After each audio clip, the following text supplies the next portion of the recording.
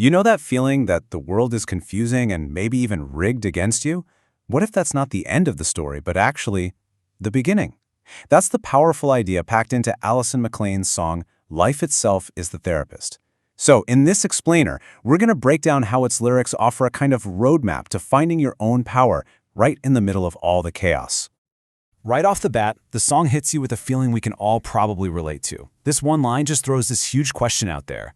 What do you do when the game feels fixed? It's a pretty cynical place to start, right? But it totally grabs you because, let's be honest, on some level, we've all felt it. All right, so where does that feeling even come from? Well, the song suggests it's all about the signposts we're given in life. Let's dive into what that actually means. So, according to the song, the core problem isn't really life itself, but all these signposts we're handed. Think about it. They're the rules, the advice, the expectations we get from society, from the media, from our education. The issue is, a lot of the time they contradict each other, or they just don't lead where they promise they will. And it's that conflict that creates that feeling of being played, that sense that life is a scam. Okay, and this is where everything shifts. The song doesn't just leave us stuck with the problem, it immediately pivots to the solution. If the world outside is confusing and you can't rely on it, where can you possibly find some solid ground? Where's our power in all of this?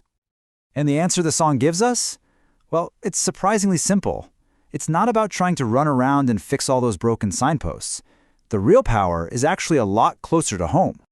And boom, here it is. This is the absolute heart of the song's entire philosophy. It doesn't matter how confusing the world gets, the one thing nobody can ever take from you is your choice in how you respond to it. This idea just completely shifts the focus away from all those external things and puts it right back on our own internal power. I love this part. The song calls this power of choice our magic wand. What a great metaphor, right? It suggests that our response isn't just some passive reaction. Nope. It's an active, transformative tool that can literally change our experience of any situation, no matter how rigged it might feel. Okay, so a magic wand of choice sounds awesome, but how do you actually use it? Well, the song lays out a surprisingly practical, step-by-step guide. Now, the process it lays out sounds pretty radical at first. Step 1, question what you read. Step 2, question what you've been taught. But it's not about just throwing everything out. It's really about developing a healthy skepticism towards those external signposts so you can get to the most important part. Step 3, actively creating your own beliefs and your own thoughts. This really breaks it down, doesn't it? On one side, you've got the world as it's presented to you, full of all these external rules and stories. And on the other side, you have the world as you choose to interpret it, an internal, self-generated understanding. Wielding that magic wand is all about consciously making the jump from that first column over to the second one. And all of this brings us to the ultimate conclusion of the song, the very idea that's in its title. If we're not supposed to rely on all those external signposts, well, what do we rely on? And here's maybe the most profound metaphor in the whole song. The therapist isn't some person you go to for answers. The therapist is the process of living. It's the direct, unfiltered experience of life, the good, the bad, the confusing, that becomes your ultimate teacher and your guide. It's through that process that you find your own truth. And this final line, that's your call to action. See, this whole idea isn't passive at all. You don't find the answers by sitting on the sidelines.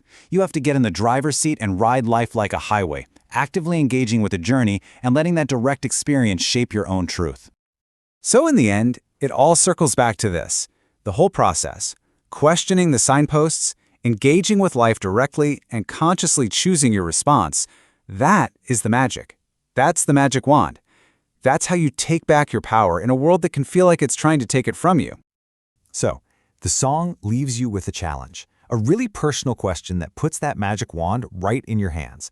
Based on your experience, your response, and your choice, what belief will you create today?